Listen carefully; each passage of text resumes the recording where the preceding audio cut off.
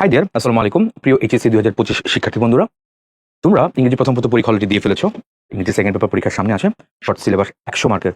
So আজকে এই যে ছোট্ট একটা সেশন, এই সেশন আমি চেষ্টা করব ইংরেজি সেকেন্ড পেপারে কিভাবে সর্বোচ্চ মার্ক পাওয়া যায়। তো এখানে দুইটা পার্ট আছে, ইউ নো দ্যাট। একটা হচ্ছে তোমার গ্রামার পার্ট, আর একটা হচ্ছে তোমার এখানে রাইটিং পার্ট। তো দুইটা পার্টে আমরা গোছু করবো, কিছু শর্ট ট্রিক্স এন্ড টিপস কিছু আলোচনা করবো। চলো কথা না বাড়ি শুরু করি। প্রথমত গ্রামার পার্ট এখানে 60 মার্কস।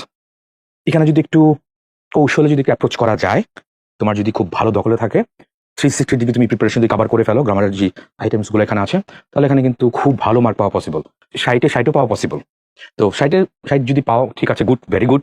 বাট 55 বা 55 আপ যদি পাও, এটাও ভালো, এটা গুড এনাফ। তো চলো আমরা কথা না বলে শুরু করি একটা। প্রথমত আমি দেখতে পাচ্ছি gap filling activities without close prepositions. পুরোটাই এখানে প্রিপোজিশনস থাকবে, অ্যাপ্রোপ্রিয়েট প্রিপোজিশনস তোমার এখানে ইউজ করতে হবে। এখানে দেখা যায় বিগত বছরের প্রশ্ন রিপিটেশন একটু কম, বাট আরেকটা কথা এখানে বলে রাখি, সেটা হচ্ছে বোর্ড পরীক্ষার এই অ্যাপ্রোপ্রিয়েট প্রিপোজিশন কিছু প্রশ্ন দেখলাম। তো সেখানে দেখলাম তোমাদের ফার্স্ট পেপার যে টেক্সট বুকটা, সেখান থেকে কিন্তু বেশ কিছু প্যাসেজ সরাসরি ইংলিশ সেকেন্ড পেপারের এই অ্যাপ্রোপ্রিয়েট প্রিপোজিশনের মধ্যে আসছে। সো তোমার যদি পেপার ওয়ানের ফার্স্ট পেপারের যে প্যাসেজগুলো ছিল, সেই প্যাসেজগুলোতে খুব ভালো দখল থাকে, ইনস অ্যান্ড আউটস খুব ভালো করে তুমি যদি এখানে পড়ে থাকো, তাহলে আশা করি বই থেকে যে অ্যাপ্রোপ্রিয়েট প্রিপোজিশন যেগুলো আসে, শূন্যস্থানগুলো, এগুলো খুব স্মুথ অ্যান্ড স্মার্টলি তুমি এটা গোছু করে ফেলতে পারবা। আর আরেকটা কথা, যেহেতু রিপিটেশন একটু কম হয়, তো আমি বলবো গত কত মোটামুটি গত 5-6 বছর যে অ্যাপ্রোপ্রিয়েট প্রিপোজিশন যেগুলো আসছে বোর্ড পরীক্ষার, সবগুলো একটু বাংলা অর্থ সহ একটু লিখে ফেলবা, বা যেখানে তোমার আছে বইতে বইতে যেখানে আছে সেখানে একটু জাস্ট একটু গোছু করে ফেলবা। টু ওয়ে, একটা হচ্ছে বিগত বছরের প্রশ্নগুলো, প্লাস কিছু নাম করা কলেজ বা কিছু কলেজের কিছু প্রশ্ন যদি সলভ করে ফেলতে পারো, ওইটাও বেটার। তাহলে তিনটা, একটা হচ্ছে বিগত বছরের প্রশ্ন, একটা হচ্ছে নাম করা কিছু college, plus plus English first paper text বুকের কিছু গুরুত্বপূর্ণ লেসন্স যেগুলো আছে, সেখান থেকেও তোমার এখানে এটাতে পিক করে। তো ঠিক আছে, এটা হচ্ছে অ্যাপ্রোপ্রিয়েট প্রিপারেশনস এর পরেরটা হচ্ছে আমি দেখতে পাচ্ছি gap filling activities with close. Special কিছু ওয়ার্ডস দেওয়া থাকবে। এটা বলা যায় ইংরেজি সেকেন্ড পেপারের মধ্যে সবচেয়ে সহজ। কেন? এটার ব্যবহারটা তুমি যদি খুব ভালো করে জানো, পারো, এটা এখানে 5 আউট অফ 5 পাওয়াটা খুব সহজ। এত রুলসের ঝনঝনানো এখানে নাই, তুমি অনেক ইজিলি এটা গোথ্রু করে ফেলতে পারো। জাস্ট কয়েকটা, বেশি না তো না। যেমন হেয়ার দেয়ার, ইন্ট্রোডাক্টরি হেয়ার বা ইন্ট্রোডাক্টরি দেয়ার, তারপর ওয়াজ বর্ন, তারপর had better, would rather, what if, তারপর হচ্ছে আর কি আছে, আরো অনেক ইম্পর্টেন্ট কিছু কিছু আছে, ওয়াজ বর্ন, হ্যাঁ, যেগুলো বলতেছিলাম আমরা। খুব বেশি কিছু নাই কিন্তু এখানে, as soon as long as, এগুলো আর কি ফিক্সড কিছু আছে। বড় জোর আমি যদি বলি, এখানে কয়টা 15, 20 বা 25 হাইয়েস্ট, এই 25টা ওয়ার্ডস বা ফ্রেজের ব্যবহারগুলো তুমি যদি ঠিকঠাক করে একটু ভালো করে জানো, তাহলে এখানে ফুল মার্ক পাওয়া খুব possible. Okay, this is number 2। তারপর চলে আসে 3 নাম্বারটা, completing sentence with clauses and phrases. বুঝতেই পারছো এটা, এটা আমি যদি বলি কমপ্লিটিং সেন্টেন্স বলতে পারি এক কথায়। এখানে আমি দুটো পার্টে ভাগ করে ফেলবো। একটা হচ্ছে অ্যাবসলিউট গ্রামার। ম্যাক্সিমাম এখানে তোমার কমপ্লিটিং সেন্টেন্স যেগুলো ম্যাক্সিমাম গ্রামার টাইপের গুলোই আসে। তবে দেখা যায় মাঝে মাঝে 1-2টা তোমার কি চলে আসে, প্রোভার্বস চলে আসে। হোয়ার দেয়ার ইজ উইল, শূন্যস্থান দিয়ে রেখে there is way. Strike the iron, শূন্যস্থান দিয়ে রেখে হোয়াইট ইজ হট বা হোয়াইট ইজ রেড, এরকম। হ্যাঁ, ফলস আর ঠিক, হোয়ার লাভ ইজ থিন, এরকম।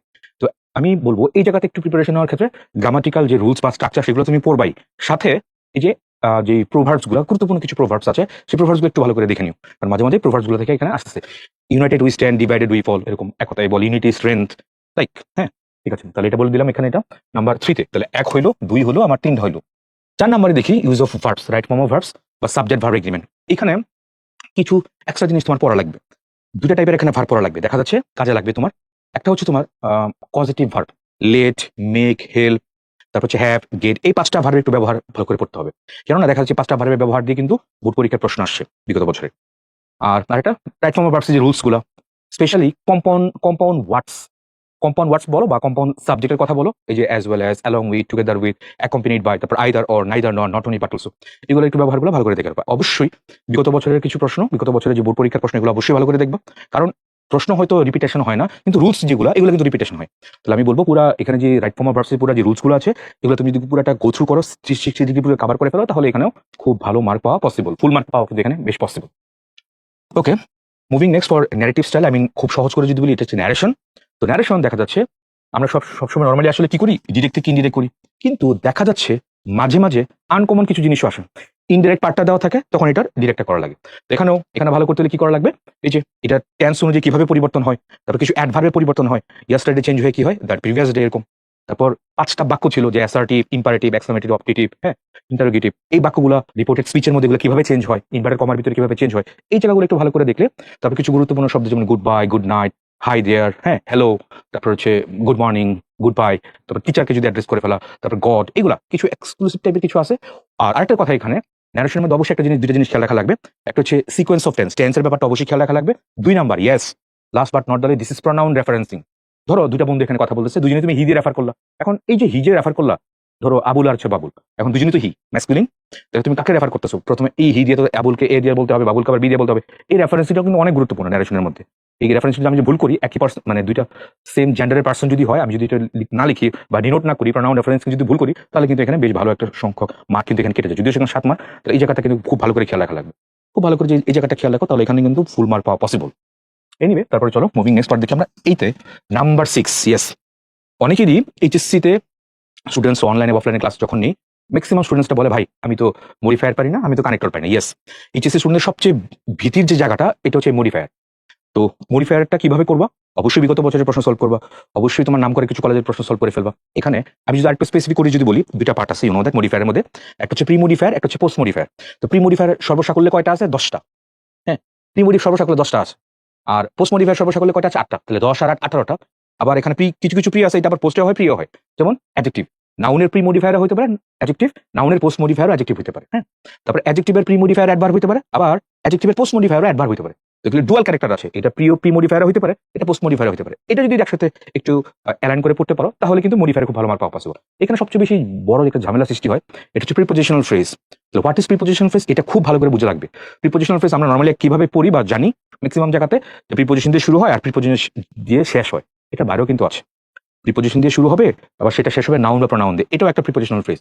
সো এই জায়গাগুলো খুব ভালো করে কিন্তু চেক আউট করা লাগবে। স্পেশালি পোস্ট মডিফায়ারের মধ্যে আমি যদি এই মুহূর্তে মনে করতে পারি অ্যাপোজিটিভ বা ফ্রেজ ইন অ্যাপোজিশন, হ্যাঁ, তারপর প্রিপোজিশনাল ফ্রেজ, তারপর রিলেটিভ ক্লজ, অ্যাডজেক্টিভ ক্লজ বা নাউন ক্লজ, এই জায়গাগুলো একটু ভালো করে পড়তে হবে। কারণ দেখা যাচ্ছে কয়টা প্রশ্ন আসবে এখানে, শূন্যস্থান কয়টা আসবে মডিফায়ারের মধ্যে? 10টা। 10টার মধ্যে 2-3টা কিন্তু এই ধাঁচে কিন্তু আসবে। এই যে তোমার পোস্ট মডিফায়ার হিসেবে প্রিপোজিশনাল ফ্রেজ, তারপর হচ্ছে কোন ক্লজ, সাবঅর্ডিনেট ক্লজ, এগুলোর ব্যবহার, এই জায়গাটাও কিন্তু বেশ গুরুত্বপূর্ণ। অন্যগুলো তুমি হয়তো যেগুলো আছে ডিটারমিনার, তারপর হচ্ছে ইন্টেন্সিফায়ার, এগুলো তুমি খুব ভালো করে পারবা। তাহলে মোটা দাগে যদি বলি 2টা, 10টা হচ্ছে তোমার প্রি মডিফায়ার আর পোস্ট মডিফায়ার করে 8টা। তাহলে 10 আর 18টা যদি ভালো করে পড়ে ফেলে এখানে, দ্যাটস ওকে, গুছিয়ে পড়া আর কি। কারণ রুলস তো অনেক বিশাল, অল্প সময়ের মধ্যে কম সময়ের মধ্যে এই পুরো ব্যাপারটা গ্যাপ করাটা অনেক গুরুত্বপূর্ণ। ইয়েস, তারপরে যদি যাই, দিস ইজ কানেক্টরস। তো কানেক্টরস বা লিঙ্কার্স, এটা অনেক স্টুডেন্টদের প্রবলেম হয় যে আমি ভাই অনেক প্র্যাকটিস করি, অনেক কিছু পড়ছি, বা তারপর আমি কানেক্টরস যে বসাচ্ছি এটা হয় না বা পারি না, এটা হচ্ছে না। কারণটা কি? What's the reason behind this?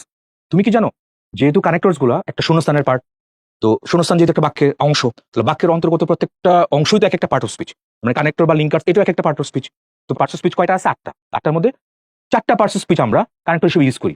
একটা হচ্ছে pronoun, I mean relative pronoun, তারপর হচ্ছে অ্যাডভার্ব, একটা হচ্ছে প্রিপোজিশন, একটা হচ্ছে কনজাংশন। এখন তোমার কাছে আমার প্রশ্ন, এই 4টা পার্ট অফ স্পিচ বা এই 4টা parts of speech, relative pronoun, তারপর হচ্ছে অ্যাডভার্ব, তারপর প্রিপোজিশন, তারপর কনজাংশন, এই 4টাকে খুব ভালো করে পারো? এই 4টা যদি খুব ভালো করে না পারো বা ব্যবহারগুলো তুমি ঠিকঠাক করে যদি না বুঝো, তাহলে কিন্তু তোমার কানেক্টরের এই জায়গাটা কিন্তু সমস্যার সৃষ্টি হবে। তুমি দেখবা বসাচ্ছ বা বসাবা, কিন্তু সেটা আর হবে না। কারণ তুমি হয়তো অর্থের দিক দিয়ে চিন্তা করে বা কোনটা শুনতে ভালো লাগে, which one is sounds good, ওই দিকে চিন্তা করে হয়তো লিখতেছো, বা আলটিমেটলি দেখা যাচ্ছে শব্দটা এখানে ফিক্স করতেছো বা ইনসার্ট করতেছো ওই শব্দটা, ওই যে 4টা, হয়তো রিলেটিভ প্রোনাউন অথবা অ্যাডভার্ব অথবা প্রিপোজিশন বা কনজাংশন, ওই 4টার মধ্যে হয় না। এই জায়গাটা কিন্তু খুব ভালো করে ট্র্যাক করতে হবে। হ্যাঁ, তুমি রিভাইজ করো, তুমি বিগত বছরের প্রশ্ন পড়ো, তুমি নাম করা কলেজে যেটাই করো প্রশ্ন সলভ করো, বাট ওই 4টা, কোন 4টা? এন্ড অফ যত কিছুই করো, কোনটা কোনটা আসবে? রিলেটিভ প্রোনাউন, অ্যাডভার্ব, প্রিপোজিশন আর হচ্ছে কনজাংশন। এই 4টার মধ্যে তোমার থাকা লাগবে। এই 4টার ব্যবহার গুরুত্বপূর্ণ যেই পার্টস অফ স্পিচ শব্দগুলো আছে, এগুলো ব্যবহার যদি তুমি একটু ঠিকঠাক করে ভালো করে পারো, তাহলে এখানে কিন্তু কানেক্টরস খুব ভালো মার্ক পাওয়া পসিবল। ইয়েস, আবার রিপিট, 4টা কোনটা কোনটা? রিলেটিভ প্রোনাউন, তারপর হচ্ছে অ্যাডভার্ব, প্রিপোজিশন এন্ড কনজাংশন, এই 4টা। তারপর যদি যাই আমরা use of synonyms and antonyms, এটা শর্ট টাইমে আসলে ভালো করাটা খুব কঠিন। আবার রিপিটেশন যদি বলি, এটা একটু কম হয়, বাট পুরা প্যাসেজ হয়তো রিপিটেশন হয় না। বাট তুমি যদি বিগত বছরের প্রশ্ন যেগুলো আছে, প্রশ্নের থেকে যদি এখানে সিনোনিমস অ্যান্টোনিমস এগুলো একটু যদি ভালো করে পড়ো, তাহলে দেখা যাচ্ছে সবগুলো হয়তো কমন পড়ো না, বাট কিছু না কিছু করতে পারবা। আর একটা কথা, এখানেও কিন্তু তোমার ইংলিশ ফার্স্ট পেপার যে টেক্সট বুকটা, সেখান থেকেও কিন্তু সেখান থেকে কিন্তু কোনো একটা প্যাসেজের কোনো একটা চাঙ্ক পিক করে তারপর এখানে শব্দগুলো এখানে আন্ডারলাইন করে দেয়, বলে যেটা সিনোনিমস অ্যান্টোনিমস। তো তোমার যদি এখানে ফার্স্ট পেপার প্রিপারেশন খুব ভালো করে নাও থাকে, তাহলে সেকেন্ড পেপারে এই সিনোনিমস অ্যান্টোনিমসে এটা ওরকম মানে কঠিন লাগার কথা না, এটা খুব ভালো করে হয়ে গেল। আরেকটা কথা এখানে অবশ্যই লক্ষণীয়, দেখো সিনোনিমস অ্যান্টোনিমস যখন পরীক্ষায় আসে, এখানে কিন্তু বেশ কয়েকটা জায়গায় আন্ডারলাইন করে, কয়টা? মোটামুটি এখানে 7। আমি যদি এদিকে 7 মার্ক, তো তাহলে 14টা জায়গায় এখানে আন্ডারলাইন করা থাকবে। তো আমি যদি বলি অর্ধেক সিনোনিমস থাকে, অর্ধেক অ্যান্টোনিমস থাকে। এখানে একটা ব্যাপার সবচেয়ে বড় লক্ষণীয়, তুমি যে সিনোনিমস উত্তর যে লিখতেছো, এনে অবশ্যই, আই রিপিট, অবশ্যই পার্ট অফ স্পিচ বা পার্টস অফ স্পিচের ডিটেকশন ব্যাপারটা খেয়াল অবশ্যই রাখতে হবে। ধরো প্যাসেজের মধ্যে কোন একটা শব্দের মধ্যে কি বলছে? ডিসক্রিমিনেশন, এটাতে আন্ডারলাইন করে দিছে, বলছে এটার কি বলতে, এটা সিনোনিমস লিখতে বলছে। তো ডিসক্রিমিনেশন শব্দটা কিন্তু নাউন, তুমি যে উত্তরটা সিনোনিমস লিখবে এটা অবশ্যই নাউন হইতে হবে, অন্য কোনো পার্টস অফ স্পিচ দিলে কিন্তু এটা মার্ক পাওয়া যাবে না বা হবে না। এটা অনেকেই খেয়াল করে, অনেকে এটা খেয়াল করে। আমি জায়গাটা একটু তোমাকে মনে করিয়ে দিলাম, তুমি যখন সিনোনিমস অ্যান্টোনিমস এর উত্তর করতে যাবে, অবশ্যই এখানে পার্টস অফ স্পিচের দিকে খেয়াল রাখা লাগবে, মাস্ট। কারণ অনেকেই হয়তো খেয়াল করে না পার্টস অফ স্পিচ। এখন প্রশ্ন হচ্ছে পার্টস অফ স্পিচ কেন খেয়াল রাখবে? ভাই এবং আপু, যদি পার্সেস স্পিচের কথা আমি যদি খেয়াল না রাখতাম, তাহলে প্যাসেজ তো দেওয়ার কথা দরকার ছিল না। আর কি বলতে পারতো না যে 10টা শব্দ দিয়ে বলবে বা 14টা শব্দ দিয়ে বলবে, এগুলো এগুলোর সিনোনিমস অ্যান্টোনিমস লেখো। তাহলে প্যাসেজটা দেওয়ার সার্থকতাটা কি? কেন প্যাসেজটা এখানে দিচ্ছে? কারণ প্যাসেজটা দিচ্ছে এই কারণে, এই শব্দটা প্যাসেজের মধ্যে ইনসার্টেড করা আছে, কোন পার্সেস স্পিচ সেটা তুমি চেক আউট করে ওইটার সিনোনিমস বা অ্যান্টোনিম দিতে পারো কিনা, সেটা এখানে বড় একটা ব্যাপার। ওই জায়গাটি তোমাকে ট্র্যাক করতে হবে। আদারওয়াইজ তুমি অনেক ভালো পারার পরেও, অর্থ জানার পরেও, এটা পার্সেস স্পিচের দিকে খেয়াল না করার কারণে এই তোমার সিনোনিমস অ্যান্টোনিমসে কিন্তু মার্কাটা যাওয়ার সম্ভাবনা থাকে। সো সবাইকে বলবো এই জায়গাটা একটু ভালো করে খেয়াল রাখার। তারপর শেষটা আমি যদি বলি, গ্রামার পার্টের মধ্যে পাংচুয়েশন এন্ড ক্যাপিটালাইজেশন, এটা খুবই সহজ। পাংচুয়েশন ক্যাপিটালাইজেশন, এই যে 11টা পাংচুয়েশন আছে, এগুলো কি কি ব্যবহার, এগুলো একটু যদি ভালো করে পড়ে ফেলো, প্লাস বিগত বছরের যে প্রশ্নগুলো আছে সেগুলো একটু সলভ করে ফেলো, এটা খুব ইজিলি সলভ করা পসিবল।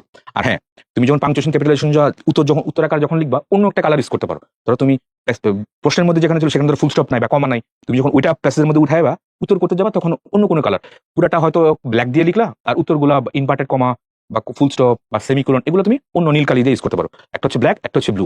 ব্ল্যাক অ্যান্ড ব্লু এই দুটা কালারই ব্যবহার করা উচিত যদি করো আর কি এটা। আর আদারওয়াইজ অনেকে কি করতে পারো, যে জায়গায় তুমি ফুল স্টপ দিছো বা যে জায়গায় কমা দিছো, ওই জায়গায় তুমি তাহলে ব্ল্যাক পেন দিয়ে তুমি আরেকটি কি করতে রিপিটেশন করতে পারো, যাতে করে একটু বোল্ড মনে হয় আর কি এটা। অথবা ওই জায়গায় তুমি একটা আন্ডারলাইন দিতে পারো। তাহলে তিনটা জিনিস এটা, কারণ এন্ড অফ দ্য ডে যিনি তোমার খাতা চেক করবেন উনি তো রিডার। তো রিডারে যতটা সুবিধা করা যায়, যতটা তার কাছে লিজিবল করা যায়, ততটাই তোমার জন্য মঙ্গল।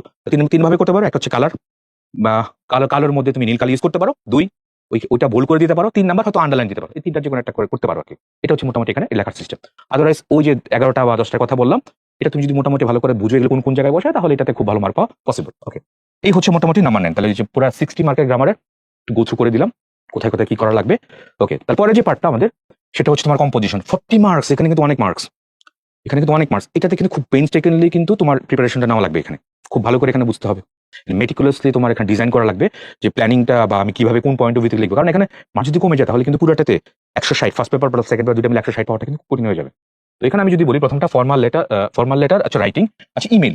এটা তো অবশ্যই একটা ফর্মাল লেটার, মানে কি কোনো অ্যাপ্লিকেশনটা প্রিন্সিপালের কাছে লেখা থাকতে পারে, অ্যাপ্লিকেশনটা তুমি কোনো সিটি কর্পোরেশন মেয়রের কাছে লেখা হতে পারে, তুমি কোনো চেয়ারম্যানের কাছে লেখা হতে পারে, ডিসির কাছে লেখা হতে পারে, অনেক কিছু। তোমার এলাকার কোনো সমস্যা নিয়ে যে কারো কাছে তোমার চিঠি লেখা লাগতে পারে। তো এটা একটা ফর্মেট আছে, এই ফর্মেটটা অবশ্যই ফলো করা লাগবে। আর আরেকটা হচ্ছে ইমেল। ইমেল তো লিখে অবস্থা, ইমেলের অবশ্যই আরেকটা ফর্মেট আছে এখানে, সেন্ড মানে টু, তারপর হচ্ছে ফ্রম, তারপর হচ্ছে কাকে লিখতেছো, তারপর হচ্ছে বিষয়, তারপর হচ্ছে বডি, তারপর হচ্ছে শেষটা হচ্ছে স্যালুটেশন, যেটা এটা অবশ্যই একটা ফর্মেট ফলো করবে। এখন অনেকে এখানে জিজ্ঞেস করে, ভাই এটা কয় পেজে লিখবো? আচ্ছা, পেজের কথা যদি বলি, ইমেল তো এত বড় হওয়ার কথা না। ইমেল তো মোটামুটি 1 পেজে হয়ে যাওয়ার কথা।